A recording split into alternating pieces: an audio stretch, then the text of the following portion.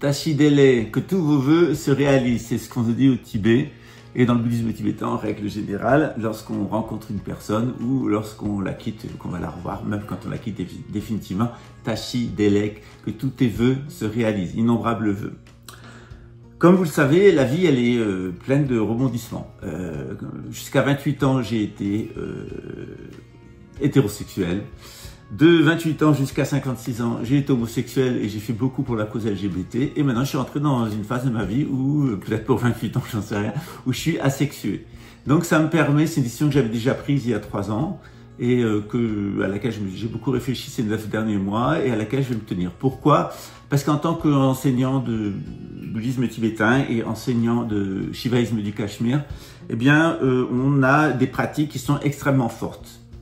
Des pratiques énergétiques, des pratiques hormonales. Donc on agit sur ce qu'on appelle en Inde les bindus, au Tibet les tiglets. Et ces essences neurales, elles sont très importantes, elles se vaporisent autour de nous. C'est ce qu'on appelle une noosphère. C'est-à-dire que lorsque vous avez quelqu'un qui est un pratiquant, que ce soit un bodhisattva ou un bouddha, le fait est c'est que je suis pas un bouddha, hein, vous le savez, peut-être un bouddha, mais enfin j'ai beaucoup maigri, 22 kilos. Et par contre bodhisattva oui, puisqu'on est tous pris des vœux de bodhisattva qui est au service de l'éveil. Alors, dans ce cadre-là, il est important d'avoir une bonne hygiène, donc de vie, etc. Et puis aussi de ne pas trop vaporiser d'un point de vue hormonal parce que ça déstabilise l'entourage. Ces dernières années, il y a des personnes qui sont venues autour de moi. Je dis toujours ne restez pas trop longtemps auprès de moi parce que au début, ça va beaucoup vous aider, ça va beaucoup vous porter. Ensuite, vous allez travailler sur vos tendances profondes et vous ne savez pas ce que sont que vos tendances profondes et vous pouvez devenir démoniaque. Et c'est pour ça qu'il faut pas trop coller son enseignant. Swami Muktananda, qui était un de mes enseignants, disait ne demandez pas conseil aux gens qui sont autour de moi depuis longtemps. Si ils sont là depuis aussi longtemps et qu'ils sont toujours pas partis, c'est qu'ils ont rien compris. Voilà. Donc c'est pareil avec la plupart des gens autour de moi. Je dis toujours je veux être une fleur, venez chercher le pollen et faites votre miel. C'est exactement ce que vous devez faire sur cette chaîne. Pour vous aider à être de meilleures abeilles, eh bien on a un training. Et ce training, c'est que je travaille avec quelqu'un qui est une femme, qui m'accompagne, et tantrique, spirituelle, et donc elle donne des cours de yoga, de hatha yoga, qui vont être donnés en ligne. Donc c'est un accompagnement personnalisé. C'est une personne qui a vécu 5 ans en Inde, qui a vécu en ashram, et qui est en capacité de vous donner exactement les postures de yoga dont vous avez besoin. Donc on va avoir un cours général chaque semaine, dont vous pouvez profiter. Et si vous voulez des cours individuels de yoga qui vont vous faire travailler spécifiquement sur vos propres tendances profondes, eh bien, c'est avec elle que vous allez le faire. Quant à moi, vous savez, le 25, nous avons un cours de cosmologie. Pourquoi c'est important que vous preniez ce cours? Je vais donner l'enseignement, une partie de l'enseignement public, mais on va vraiment rentrer dans les détails en atelier. Pourquoi? Parce que si vous n'avez pas une vision cosmologique générale, vous ne pouvez comprendre ni le christianisme dans lequel la plupart d'entre vous ont été élevés, ni le bouddhisme. Et encore moins l'islam ou les autres traditions. Il faut avoir une vision générale de l'univers, du cosmos, savoir où on est à l'intérieur du cosmos et qu'est-ce qui détermine notre destin. Dans les jours à venir, je demande à toutes les personnes dont j'ai fait le thème astral depuis des années, pour certains depuis 30 ans, la plupart d'entre vous depuis 4 ans, de mettre un commentaire sous leur thème astral. Je n'ai que des gens satisfaits de leur thème astral, qui sont enchantés de leur thème astral, et pour lesquels ça a radicalement changé leur vie. Donc n'hésitez pas à me demander votre thème astral. Comment est-ce que je pratique le thème astral? Vous savez, on est dans une époque d'informatique. Donc je tire votre carte du ciel, je regarde toutes les interprétations informatiques qui existent, et ensuite je vais recouper, parce que c'est pas la peine de faire un travail qui a été fait par d'autres, ensuite je vais recouper avec les images de Jean Druse et des images de tarot astrologie. À quoi ça sert? Ça sert à ce que à chaque position dans le ciel correspond un groupe d'étoiles et correspond une image. Et cette image, elle donne une information de vos conditionnements. Votre thème astral, il va pas vous dire qui vous êtes. Votre thème astral, il va vous dire ce que vous n'êtes pas. Ce que vous êtes, c'est Dieu, des Bouddhas. Ce que vous n'êtes pas, c'est l'intégralité de vos limitations. Faire son thème astral, c'est recenser l'intégralité de son arbre de la connaissance du bien et du mal, c'est-à-dire savoir tous vos conditionnements positifs et tous vos conditionnements négatifs, et vous allez pouvoir travailler dessus. J'ai tellement de questions qui concernent ce qui m'est arrivé depuis 9 mois que j'ai décidé de faire un open mic d'ici la fin du mois, c'est-à-dire ça va apparaître en ligne et vous pourrez venir en ligne, me poser toutes les questions que vous voulez et j'y répondrai le plus honnêtement possible. Je vous le confirme, j'ai été victime d'une opération de la DGSE. Tout simplement, elle est prouvée, c'est-à-dire qu'il y a une escroquerie qui a été commise en octobre 2020 contre mes associés par un membre du Temple, Jérémy, qui a contacté un certain nombre de personnes et qui s'est fait remettre de l'argent. Et il était accompagné d'un policier brésilien, Gustavo, qui est un escroc, qui est sous investigation judiciaire, et d'un autre escroc qui s'appelle Samuel, et contre lequel j'ai porté plainte aux États-Unis, et il sera arrêté et jugé sur le territoire américain. Alors, pourquoi j'ai reçu le soutien des autorités brésiliennes? Tout simplement parce que quand je suis allé à l'ambassade des États-Unis en 2020 porter plainte contre lui, un appel téléphonique est parti de l'ambassade du consulat de France à Rio de Janeiro vers l'ambassade des États-Unis, le consulat des États-Unis, pour me discréditer. La personne qui a passé cet appel est un agent de la DGSE et il est intervenu tout au long de cette affaire. Il s'appelle Stéphane, je vous dirai tout, son nom de famille, etc. Cette personne maintenant risque d'être et va être inculpée pour complicité de harcèlement et de tentative d'assassinat. Je vous l'ai dit depuis des années que j'étais harcelé par la DGSE et la DGSI. C'est apparu publiquement à la télévision à Luxembourg, c'est apparu publiquement à la télévision en France, sauf que maintenant on en a la preuve d'un point de vue absolu. Ça apparaît dans les dossiers, il y a un psychopathe de la DGSE, un capitaine de police qui est en contact avec un réseau pédophile qu'il tentait maladroitement de protéger, a levé tout un réseau d'extrême droite nazie à Rio de Janeiro contre moi. Vous savez, dans le bouddhisme tibétain, on a un karma avec les nazis. Le 13e Dalai Lama était un nazi, le 14e Dalai Lama était très proche, vous l'avez vu dans 7 ans au Tibet, des nazis. Et moi, je suis exactement le contraire. Les nazis, je les ai connus quand j'étais à l'université. Comme j'étudiais les sciences politiques, j'ai fréquenté des communistes, des nazis, des libéraux, etc. parce que je voulais voir en live qu'est-ce que c'était que ces différents partis politiques pour pouvoir construire mon mémoire qui était, je voulais faire ma thèse de doctorat en droit sur les sciences politiques, le droit constitutionnel, et en particulier sur la monarchie constitutionnelle. Et pour ça, j'avais besoin de comprendre la vie politique française. Et donc, j'ai fréquenté ces différents groupes, quelquefois 2 jours, 10 jours, etc., pour voir, discuter avec eux à l'université, me faire inviter pour voir quelles étaient leurs pratiques, leur activité, leur mentalité.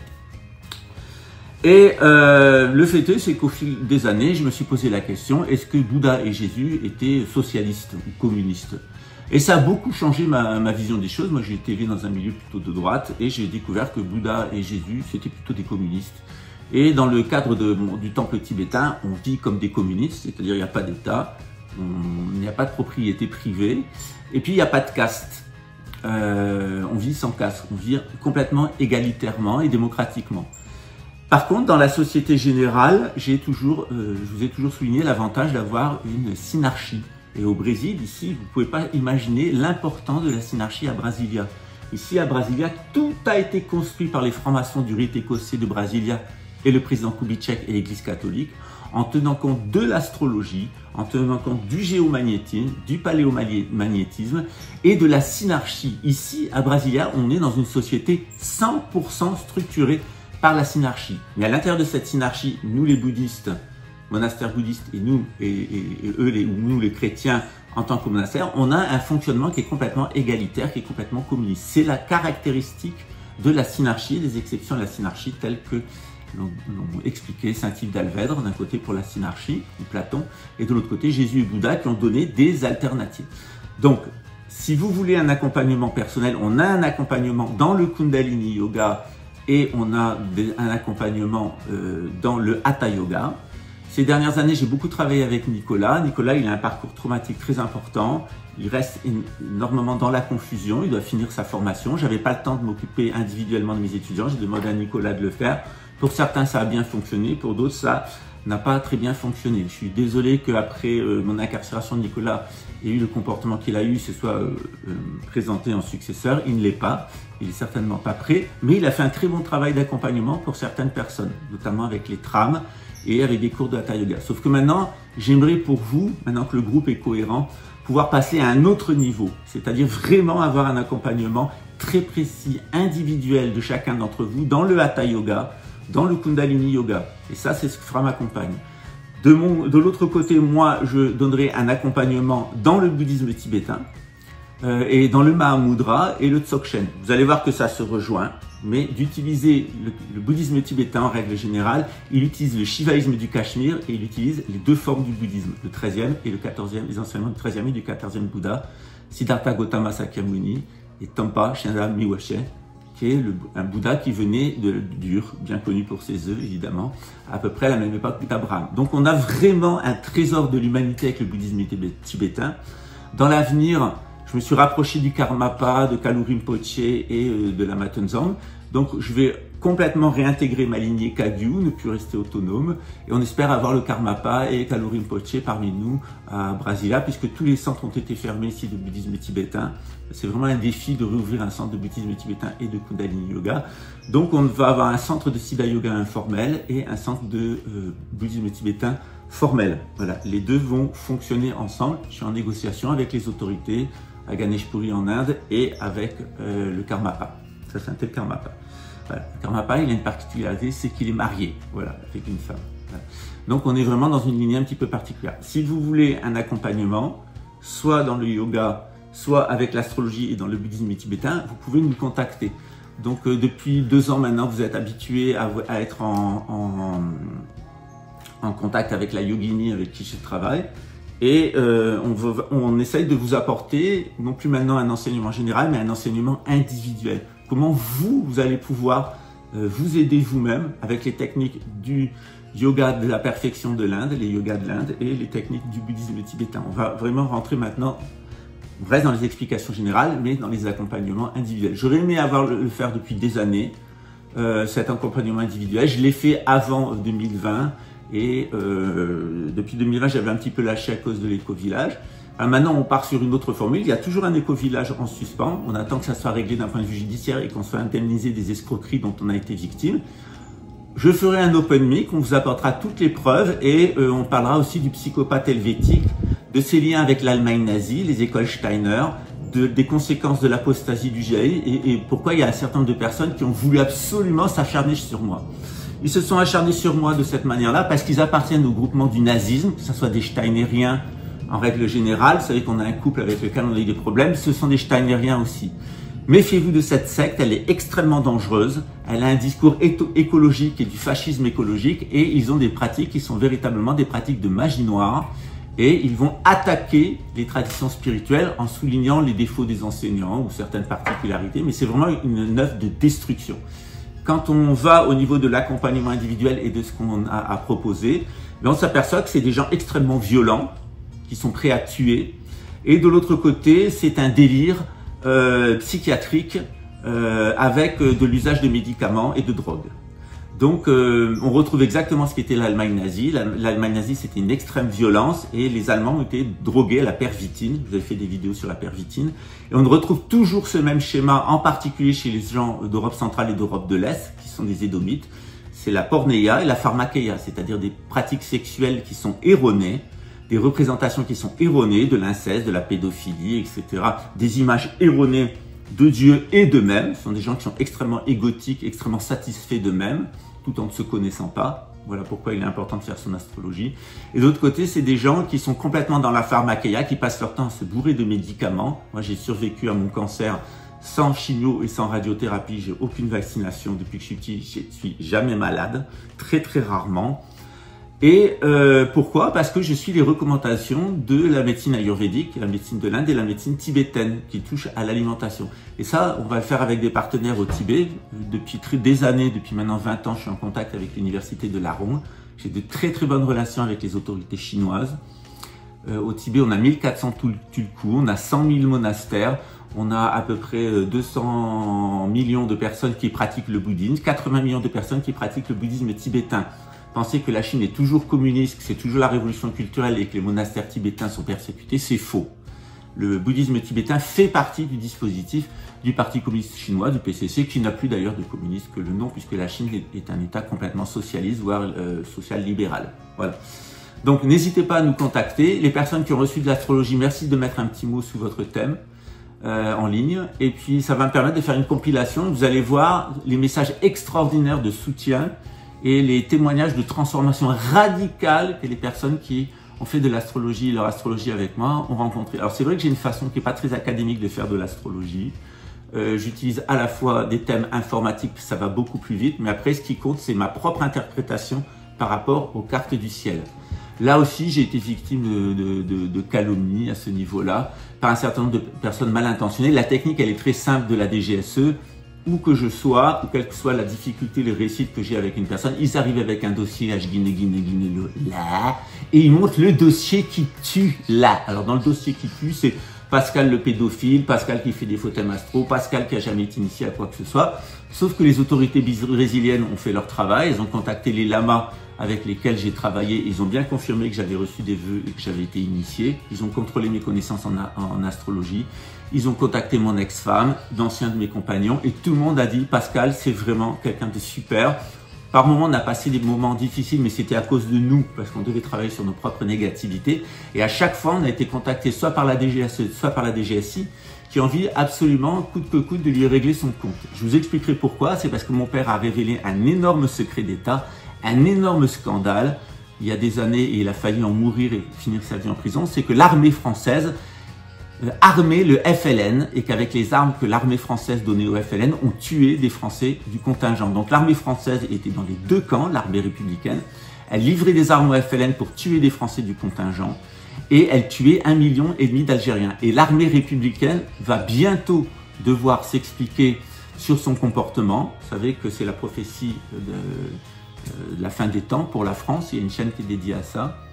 Et l'armée française, l'armée en tout cas républicaine, va être exterminée par l'invasion algérienne et l'invasion russe après une guerre civile. Les comptes vont être réglés, c'est la loi de rétribution pour les crimes coloniaux, pour les crimes de la guerre de 14 déclenchés par la République française, pour les crimes de la guerre de 40 déclenchés par la République française, pour les crimes de la décolonisation. Vous êtes gouverné par une puissance extrêmement criminelle qui actuellement... il n'y a plus de candidats pour diriger cette république criminelle. Ils sont allés chercher un fondé de pouvoir de la banque Rastapopoulos, un cocaïnomane victime de pédophilie. Si vous n'avez toujours pas compris que fermage et labourage sont les mamelles de la France royale, eh bien cocaïne et pédophilie sont les deux caractéristiques de la République française. C'est bientôt fini pour elle. Moi, je suis un résistant de longue date. Tout ce que je vous ai dit, c'est absolument passé. Donc maintenant, on se retrouve pour véritablement faire notre travail spirituel. J'ai la chance d'avoir la confiance du service de renseignement brésilien que j'ai rencontré plusieurs fois au cours de ces 9 derniers mois. J'ai été interrogé sur l'intégralité de ma vie et j'ai appris des choses absolument stupéfiantes sur l'activité de ce Stéphane et la façon dont il avait véritablement constitué à côté de chez moi ce que Raymond avait appelé lui-même le tas de fumier. Et ce tas de fumier, il était effectivement animé par un fumier qui n'a pas hésité à mener des faux témoignages, manipuler les institutions brésiliennes et attenter à la souveraineté de l'État brésilien et de l'État de Rio de Janeiro. Voilà. Donc vous savez tout, je ferai un open mic sur ce sujet-là. On a un accompagnement en Hatha Yoga, Siddha Yoga, Kundalini Yoga avec une compagne. Et vous allez avoir un accompagnement avec moi dans le bouddhisme tibétain avec tous les 2-3 jours des pratiques. On va tourner autour de 5 pratiques. Je vous invite à les faire, les personnes qui sont bouddhistes. Et les personnes qui ne sont pas bouddhistes, à les écouter parce que ça va vous faire comprendre votre propre tradition. N'hésitez pas, lorsque vous buvez le matin votre petit déjeuner ou lorsque vous mangez quelque chose à base de céréales, avec ou sans gluten, de bien comprendre que le principe de l'Eucharistie, c'est un principe de participation. Vous participez à la vie cosmique à travers Jésus. Dans le bouddhisme tibétain, c'est une participation passive. Dans le bouddhisme tibétain, on a une participation active. On a Avalokiteshvara Chenrezig qui correspond au pain. On a Mahastamaprapta qui correspond au vin. Sauf que là, c'est son corps qui explose en milliards de petites particules qui vont sauver tous les êtres. C'est Avalokiteshvara Chenrezig, Nyingme. Avalokiteshvara a 1000 bras et 11 visages. Et d'autre côté, Mahastamaprapta qui va avaler le poison du samsara et devenir tout bleu. C'est exactement les mêmes principes. C'est pour ça que ne devenez pas forcément bouddhiste, vous pouvez parfaitement rester chrétien et grâce au cours de cosmologie bouddhiste que je vais vous donner le 25, vous allez comprendre pourquoi il y a des enfers, pourquoi il y a des paradis, quel est le rôle de Jésus, quel est le rôle de Bouddha, le rôle de Mahomet, de Moïse. Tout ça, nous avons un cadre qui est la philosophie indienne, dont l'héritage a été reçu en partie par la philosophie grecque et la philosophie égyptienne, mais à l'origine c'est vraiment la philosophie dure qui allait aller vers l'Inde d'un côté, vers l'Égypte de l'autre. C'est à ça que j'essaye de vous ramener, c'est-à-dire la gnose, la tradition primordiale qui vous permet de comprendre toutes les traditions. Voilà, j'espère pas avoir été trop long. Donc un open mic d'ici la fin du mois, préparez vos questions, je parlerai de tout. Et je ne pourrais pas dire les noms de famille des personnes parce que j'ai eu des procès en diffamation, j'en ai perdu un. Voilà, j'ai eu une petite amende et puis un travail d'intérêt général. J'ai fait appel parce que je peux apporter toutes les preuves et je suis soutenu par les autorités canadiennes. Et en règle générale, dans l'intégralité de mes dossiers, j'ai été soutenu par le service de renseignement brésilien qui a très bien compris que certes, je suis pas parfait, hein, j'ai fait des erreurs, mais que c'était une véritable guerre menée par un cas psychiatrique de la DGSE qui est intervenu carrément en personne auprès du commissaire et de son adjointe avec de la corruption et avec de l'argent pour obtenir des manipulations et même une manipulation avec la télévision. Tous ces gens-là vont tomber en prison aux États-Unis, en France et au Brésil. Les associés vont retrouver leur argent. Moi, entre ma tante et moi, on a perdu 65 000 €. J'ai perdu 4 ans de travail dans ma vie. Et on m'a traîné dans la boue et collé 9 mois de prison. Et bien maintenant, c'est aux assassins, aux menteurs et aux voleurs qui ont activé les autorités, qui ont voulu manipuler la justice et manipuler l'État, de rendre des comptes. À très bientôt, ciao. En tout cas, nous, on continue dans la spiritualité et on laisse les gens sous l'emprise de leur conditionnement, de leur pornéia et de leur pharmakeia, se laisser illusionner par leur drogue, par leur représentation fausse, leurs mauvaises pratiques sexuelles, et puis leurs mauvaises pratiques d'hygiène, notamment des gens qui ne jeûnent jamais. Le jeûne, il est très important. Quand on est musulman, on a 2 jeûnes de jours par semaine et 30 jeûnes de jours par an. Et dans le bouddhisme tibétain, c'est la même chose. On a une dizaine de jours de jeûne par an. C'est très important, mais de le faire accompagner. À très bientôt. Ciao.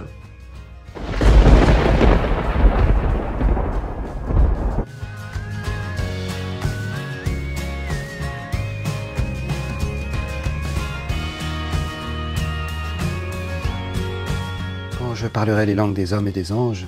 Si je n'ai pas l'amour, je suis un airain qui résonne ou une cymbale qui retentit. Quand j'aurai le don de prophétie, que je connaîtrai tous les mystères et que je posséderai toute science, quand j'aurai même toute la foi, jusqu'à transporter des montagnes, si je n'ai pas l'amour, je ne suis rien. L'amour est patient, il est bon. L'amour n'est pas envieux, l'amour n'est point inconsidéré. Il ne s'enfle point d'orgueil. Il ne fait rien d'inconvenant. Il ne cherche point son intérêt. Il ne s'irrite point. Il ne tient pas compte du mal. Il ne prend pas plaisir à l'injustice, mais il se réjouit de la vérité. Il excuse tout, il croit tout, il espère tout, il supporte tout. L'amour ne passera jamais. S'agit-il des prophéties, elles prendront fin. Des langues, elles cesseront. De la science, elle aura son terme. Car nous ne connaissons qu'en partie, et nous ne prophétisons qu'en partie. Maintenant, ces 3 choses demeurent. La foi, l'espérance, l'amour. Mais la plus grande des 3, c'est l'amour.